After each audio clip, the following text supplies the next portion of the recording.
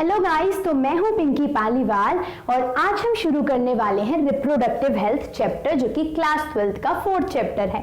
ठीक है, तो इस चैप्टर को हम शुरू करते हैं फटाफट से एक गवर्नमेंट की स्कीम के साथ में। तो देखो, सबसे पहले फैमिली प्लानिंग प्रोग्राम को चलाया गया था 1951 के अंदर इंडियन गवर्नमेंट के थ्रू। ठीक है, सो 1951 के अंदर फैमिली प्लानिंग प्रोग्राम को चलाया गया था इंडियन गवर्नमेंट के थ्रू। ठीक है, तो ये डेट कई बार पूछी जाती है। अब हम एक यहाँ पर मेथड पढ़ने वाले हैं और उसका नाम है अमीनोसेंटेसिस, जो हमसे पूछा जाता है। अब अमीनोसेंटेसिस होता क्या है? असल में जो फीटस होता है ना, डेवलपिंग फीटस के चारों तरफ एक फ्लूइड भरा हुआ होता है जिसको हम बोलते हैं एमनियोटिक फ्लूइड। तो डॉक्टर क्या करते हैं, सेक्स डिटरमिनेशन के लिए, भाई बच्चा मेल है या फीमेल है, लड़का है या लड़की है, तो क्या करते हैं, उस एमनियोटिक फ्लूइड को इंजेक्शन के थ्रू निकाल लेते हैं और उस फ्लूइड को स्टडी कर हमें यह पता लग जाता है कि भाई जो फीटस है वो गर्ल है या फिर बेबी बॉय है। ठीक है, यानी फीटस गर्ल है या बॉय है, लड़का है या लड़की है। तो इस टेक्निक को बिल्कुल बैन कर दिया गया है, क्योंकि इस टेक्निक से क्या हो रहा था, ज्यादा जो था लड़कियां थी, लड़कियों को क्या किया जा रहा था, उनको क्या कराया जाता, टर्मिनेट कराया जा रहा था, मतलब कि गर्ल चाइल्ड की डेथ का कारण बन रहा था ये मेथड अमीनोसेंटेसिस। तो अमीनोसेंटेसिस मेथड के अंदर क्या किया जाता था, अब फीटल सेक्स डिटरमिनेशन टेस्ट है ये, फीटस की सेक्स का पता लगाने के लिए, जो कि बेस्ड है किसके ऊपर, chromosomal pattern in the amniotic fluid. अब जो एमनियोटिक फ्लूइड था फीटस के चारों तरफ, जब उसको जिसने भी डॉक्टर ने ये काम करा होगा, मतलब कि वो इंजेक्शन के थ्रू उसको निकाल लेंगे और क्या करते थे, इंजेक्शन के थ्रू निकालेंगे और उस एमनियोटिक फ्लूइड के अंदर कुछ क्रोमोसोम का पैटर्न होता है जिसको स्टडी करके हम ये पता लगा सकते हैं कि फीटस गर्ल है या बॉय है। बट आज के टाइम में हमारे बिल्कुल ये बैन हो चुका है ये वाला मेथड। सो अमीनोसेंटेसिस एक फीटल सेक्स डिटरमिनेशन टेस्ट है जो कि बेस्ड होता है क्रोमोसोमल पैटर्न के ऊपर इन द एमनियोटिक फ्लूइड। ठीक है, हमारे पास में कई बार इसकी डेफिनेशन पूछी जाती है। सभी लोग ऐसा नहीं करते थे, कुछ लोग ऐसा करते थे। उसके बाद में सहेली एक कॉन्ट्रासेप्टिव पिल है जिसको डेवलप किया था CDRI ने, यानी कि central drug research institute Lucknow ने। ठीक है, तो कई बार पूछा जाता है, सहेली एक कॉन्ट्रासेप्टिव पिल है जिसको किसने डेवलप किया था, central drug research institute Lucknow ने। ठीक है, अब यहाँ पे मैंने 3 मेथड लिखे हुए हैं जो कि बर्थ कंट्रोल मेथड्स हैं और ये तीनों की तीनों ना नेचुरल मेथड्स हैं। ठीक है, अपने पास में कौन से मेथड है, नेचुरल। देखो अलग अलग मेथड्स पढ़ते हैं हम इसके अंदर, natural method, physical barrier method, chemical method हमारे पास में, सर्जिकल मेथड्स, भाई बर्थ कंट्रोल के लिए। ठीक है, तो पहला मेथड है लैक्टेशनल एमेनोरिया, तीनों के तीनों नेचुरल बैरियर मेथड्स हैं ये। लैक्टेशनल एमेनोरिया के अंदर क्या होता है, जब तक मान लिया कि अगर किसी मदर ने क्या करा, बेबी को बर्थ दिया, तो कुछ टाइम तक क्या होते हैं, जब तक वो बेबी को फीड कर रही होती है अपने मिल्क के ऊपर, यानी जब तक उसका लैक्टेशन पीरियड चलता है, तो उसके अंदर मेंस्ट्रुएशन नहीं होते हैं।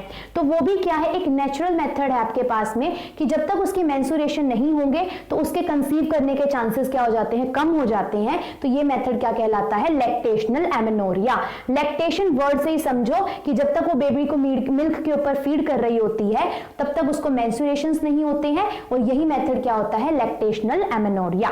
नेक्स्ट मेथड है पीरियोडिक अबसिस्टेंस। पीरियोडिक अबसिस्टेंस के अंदर क्या होता है, मेंस्ट्रुअल साइकिल का एक टाइम आता है, जैसे हमारे पास 28 डेज की मेंस्ट्रुअल साइकिल है, तो उसके अंदर जो 10 से 17 दिन की जो आपके पास में टाइम पीरियड होता है, उस टाइम पर फर्टिलाइजेशन के चांसेस क्या होते हैं, सबसे ज्यादा कम होते हैं। और इसी मेथड को क्या बोला जाता है, पीरियोडिक अबसिस्टेंस, कि कपल अवॉइड करते हैं, नहीं उस टाइम पे क्या होता है, फर्टिलाइजेशन के चांसेस सबसे ज्यादा होते हैं 28 डेज की मेंस्ट्रुअल साइकिल के अंदर, जो 10 से 17 डेज का टाइम पीरियड होता है।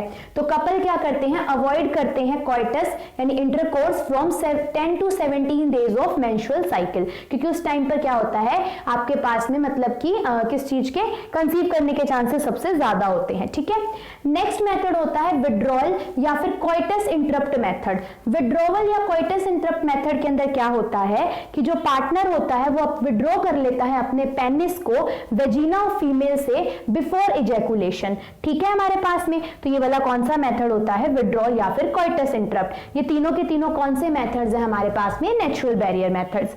ठीक है अपने पास में। अच्छा, यहां से पीरियोडिक अबसिस्टेंस में इसका टाइम पूछा जाता है 10 to 17 डेज। और लैक्टेशनल एमेनोरिया में क्या होता है, जब तक मदर फीड कर रही होती है उसके मेंस्ट्रुएशंस नहीं होते, मेंस्ट्रुएशंस नहीं होंगे तो ओवा के मतलब कि उसके कंसीव करने के चांसेस भी क्या हो जाएंगे, कम हो जाएंगे। ठीक है, नेक्स्ट है एमटीपी। एमटी का मतलब, पी का मतलब होता है मेडिकल टर्मिनेशन ऑफ प्रेगनेंसी, कि अगर कोई नहीं चाहता कि भाई अपने बेबी को आगे ग्रो करा, मतलब कि एमटी का पी का मतलब क्या होता है कि अगर कोई नहीं चाहता भाई अपनी प्रेगनेंसी को फर्दर प्रोसीड करना, तो वो क्या कर सकता है, उस बेबी को मतलब कि उस प्रेगनेंसी को टर्मिनेट करवा सकता है, लेकिन उसका एक टाइम पीरियड होता है। फर्स्ट 3 मंथ के अंदर ये सेफ होता है आपके पास में। क्या, देखो जो एमटीपी होता है ना, फर्स्ट ये सेफ होता है, यानी मेडिकल मतलब प्रेगनेंसी को टर्मिनेट कराना पहले 3 महीने के अंदर। अब पहले 3 महीने के अंदर कितने वीक होंगे, 12, या तो पहले 3 महीने बोलो या 12 हफ्ते बोलो या फिर फर्स्ट ट्राइमेस्टर बोलो। ठीक है हमारे पास में, तो उसके अंदर एमटीपी कराना यानी कि मेडिकल टर्मिनेशन ऑफ प्रेगनेंसी कराना क्या होता है, सेफ होता है।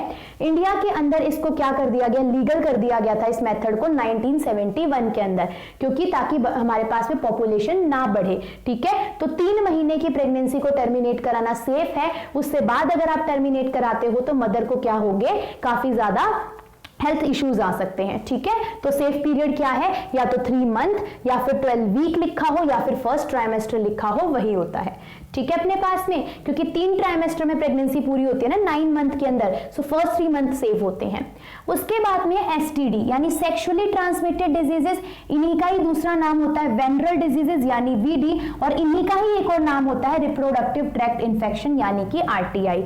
इनकी क्या फुल फॉर्म भी पूछी जा सकती है या फिर ये भी पूछा जा सकता है कि सेक्सुअली ट्रांसमिटेड डिजीजेस के अदर नेम्स क्या होते हैं। ठीक है, अब कौन कौन सी सेक्सुअली ट्रांसमिटेड डिजीजेस हैं, जैसे पहला है gonorrhoea, syphilis, genital herpes and hepatitis B. होती और भी है, काफी सारे दी हुई है एनसीईआरटी के अंदर, पर ये ज्यादा पूछी जाती है असल में। ठीक है, अब जो इसके अंदर से जो एचआईवी एंड हेपेटाइटिस बी है, ये जरूरी नहीं है कि आप सेक्सुअल इंटरकोर्स के टाइम पर ही हो, यानी कि आप किसी इन्फेक्टेड पार्टनर के साथ में जब इंटरकोर्स करते हो तभी ये डिजीजेस आए।